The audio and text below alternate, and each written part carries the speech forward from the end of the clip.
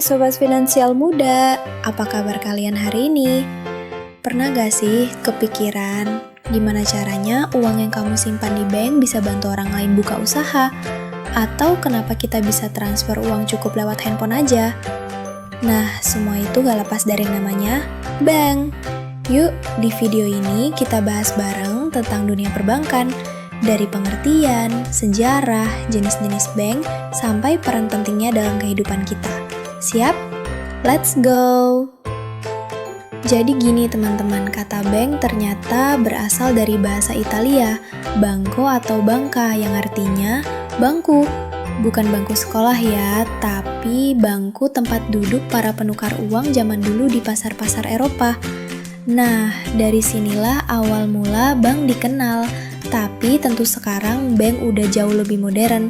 Secara umum, bank itu adalah lembaga keuangan yang menghimpun dana dari masyarakat dan menyalurkannya kembali dalam bentuk pinjaman atau kredit. Selain itu, bank juga melayani transaksi seperti menabung, transfer uang, pembayaran tagihan, bahkan jual beli valuta asing. Bayangin deh, tanpa bank, mungkin kita masih harus bawa uang cash kemana-mana. Sekarang kita kilas balik ke masa lalu. Sejarah perbankan di Indonesia nggak lepas dari pengaruh penjajah Belanda.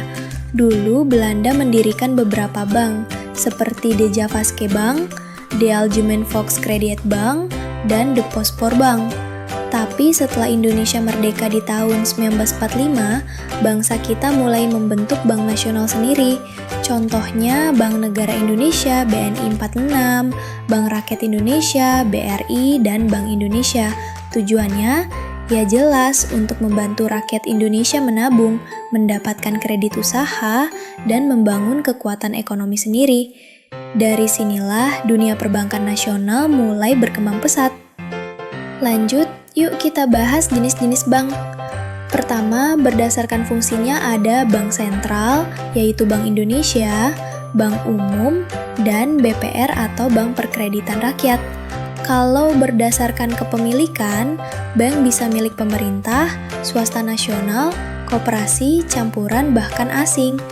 Terus ada juga pengelompokan berdasarkan status, ada bank devisa dan non-devisa. Dan terakhir, ada bank berdasarkan cara operasinya, yaitu bank konvensional dan bank syariah. Nah, bank syariah ini unik loh karena sistemnya berdasarkan prinsip Islam, seperti bagi hasil atau mudharabah. Oke, sekarang pertanyaannya, kenapa bank itu penting banget? Bayangin gini, kamu nabung uang Rp100.000 di bank, lalu uang itu dipinjamkan ke orang lain buat buka usaha. Dari situ, usaha berkembang, orang punya pekerjaan, ekonomi berputar. Itulah peran besar bank.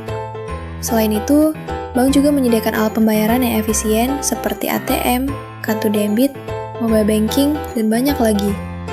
Tanpa bank, bisa-bisa kita balik lagi ke zaman barter. Tukar mie ayam pakai sandal bekas. Wah, bisa ribet tuh. Sekarang kita bahas struktur kantor bank. Yang paling atas adalah kantor pusat, tempat semua kebijakan ditentukan. Lalu ada kantor cabang penuh. Disinilah semua layanan bank bisa diakses. Di bawahnya ada kantor cabang pembantu, biasanya cuma sebagai layanan yang tersedia.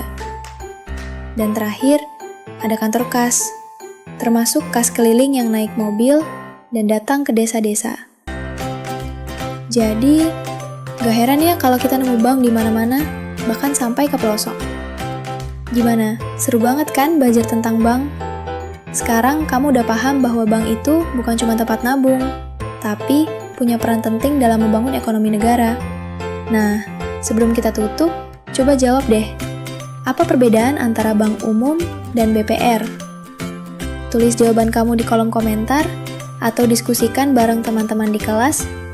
Ya, sampai jumpa di video selanjutnya, dan tetap semangat jadi generasi cerdas keuangan.